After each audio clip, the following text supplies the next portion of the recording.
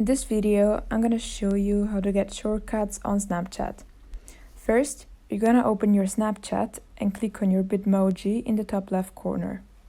Now click on Settings in the top right corner and scroll down until you find the Support section.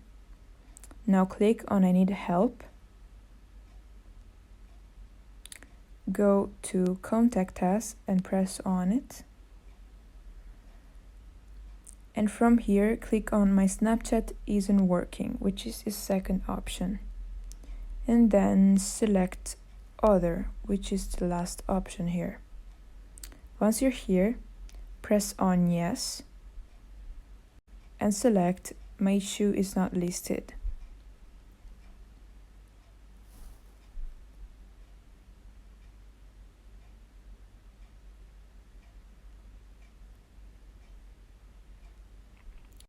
From here on out, fill in this information and describe the problem. Finally, hit Send to send the contact form and just wait for Snapchat support to get back to you.